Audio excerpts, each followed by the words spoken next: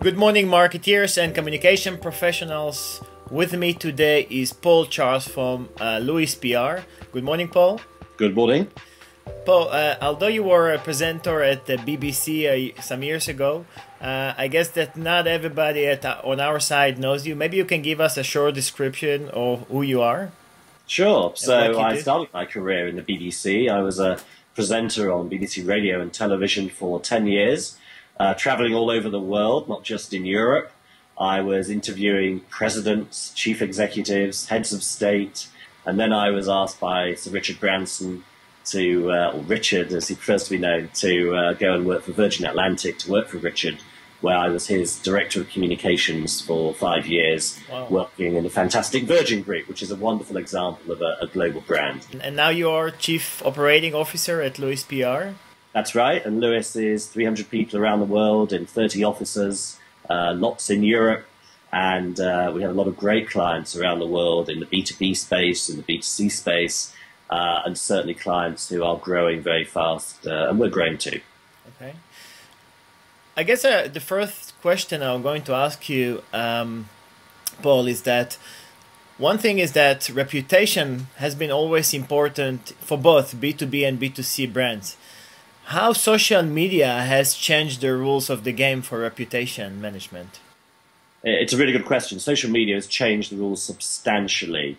I don't think anymore we can just box off the way we work into marketing or PR or internal communications. I think now companies are thinking about reputation management as one thing. And I'm seeing people change their titles from director of marketing, for example, to director of reputation management. It's a big thing that companies are realizing, and they're realizing it because social media channels like Foursquare or Twitter or Facebook are changing the speed at which companies communicate. So companies are finding now that, first of all, they can't act locally. They have to think globally.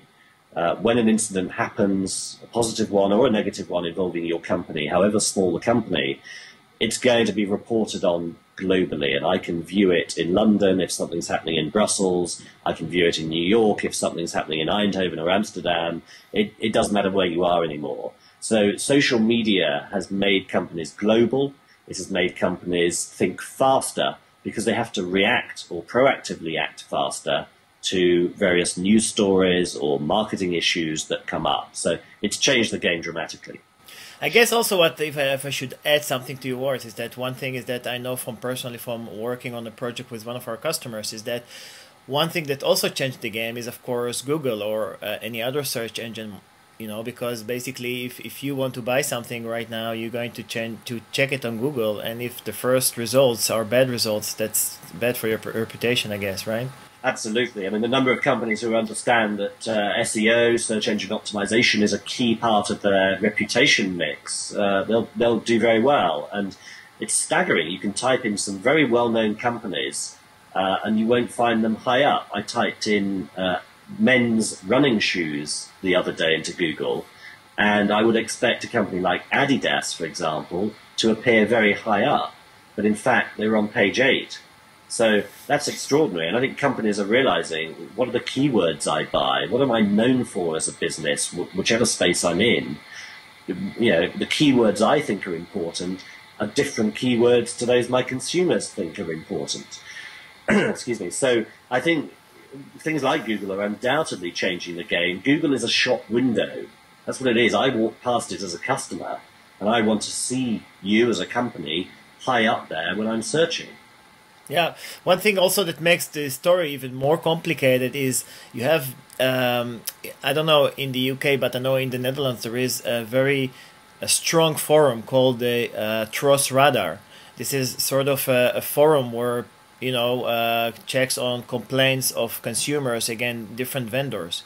And because of their strengths in Google, in the ranking, and many brands, when you click names of big brands, they come, I mean, the forum comes on the first page. Yes, I mean, it's an excellent organization. I've heard of it. I think in the UK we're perhaps not as advanced, unusually for the UK, but there are lots of organizations online where you can go to, and they certainly name and shame companies that don't perform or aren't efficient or aren't good enough online. And in a way, that's a good thing. That's people power saying, you've got to get your act together as a company. Now, the thing is, companies, I think these days are all in the same bracket. In the old days, we could have said, yes, there were B2B companies and there were B2C companies. But now I think the B2Bs want to be B2Cs. And in fact, the B2Cs are becoming what I call D2Cs, direct to consumer. So even if you're selling to another business, you're selling to a consumer. And that business wants to be spoken to and marketed to like a real consumer, because we're all out there these days searching for stuff online especially. So it's changed the game. Every channel from Facebook to Twitter to Google to digital marketing to SEO has changed the way that we sell as businesses, however large we are or however small we are. Yeah. But one thing that you are specializing in, and it's actually an area that I'm very much interested in, I guess many of our audience as well, is the area of crisis. How do you deal with crisis in social media area? Because one of the things, I mean, most of the cases that I know of is, although they are business to consumer brands, for example, like Domino's Pizzas, or many of those examples, you know, of how do you think business to business marketing and communication professional should be ready or should have contingency plans on those type of cases? There are lots of examples recently of companies who simply just did not get it right. Eurostar, BP, to name some of them, where they've had global issues to deal with affecting their customers or their passengers, but people who deal with them day to day, or their own staff in BP's case. Clearly, whatever size you are as a company, you have to prepare for a crisis. And sadly, many companies don't, and they only do something when something horrible has happened or something nasty has happened. So the key to good crisis communication as part of your reputation management plan is to make sure, A, you're prepared, that you sit down regularly with your team and you go through what could go wrong, what would be the worst case scenario for us, what would be a crisis.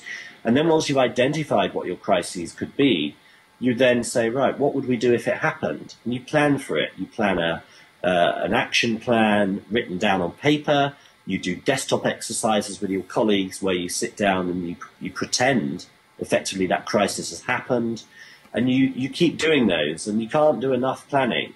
So the key to a good crisis, if there is one, is to prepare for it, to make sure you as a business work out what would we do, who is on call, who would alert me, what would I say to my customers, what would I say to my staff, where would my chief executive be at any particular time, what would the chief exec do, would they go on air and broadcast and do interviews, or would they stay behind the scenes? The best thing in a crisis is be prepared, keep calm, be open, and be transparent. Yeah.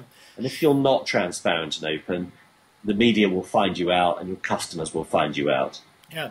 And from your experience, from research, from recent research you know of, what is the percentage of companies that are really have these contingency plans in somewhere in the company?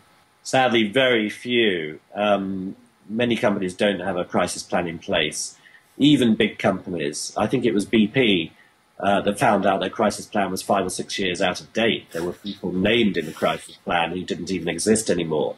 So you'd be amazed, but I would say probably 80% of companies do not have a crisis plan in place. It's a worrying figure, and I'm sure somebody listening now will think, have I got a crisis plan in place in my business? Do I know what to do if something happens tomorrow where my product is affected, or I have to do a recall, or the factory shuts down? Whatever it might be, I challenge most people watching whether they've really got a good plan in place. So it's not only having the good plan in place, it's also updating it on an ongoing basis, right? Absolutely. You've got to test and trial, and you've got to really make sure it's watertight every 6 months. So twice a year, you need to be sitting down with your team saying, is it up to date? And it needs to be kept up to date if people leave in the business, if phone numbers change for out-of-hours contact. It needs to be up to date in terms of your Twitter feeds and whether it's reflecting what's going on your social media channels. So certainly every 6 months, maybe sooner, depending on what sort of business you are. The problem is most companies don't update it that frequently. Exactly. Paula, we're really excited to have you speaking at our B2B marketing forum on the 15th of March. Could you give, a short teaser to your presentation? What are you going to talk about? Yeah, sure. So obviously I'm going to cover some of the areas we've been talking about reputation management these days, what should go into the mix, what you should do as a B2B marketeer to make sure you're on top of your reputation of the company and your own reputation. Because you need to have a personal good reputation to help be an ambassador for your own company.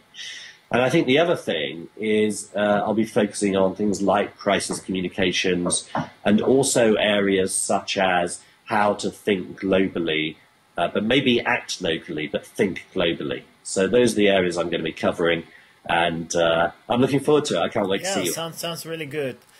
Well, thank you very much for this interview, and looking forward to see you on the forum. Thank you. See you in Amsterdam. Okay, thanks.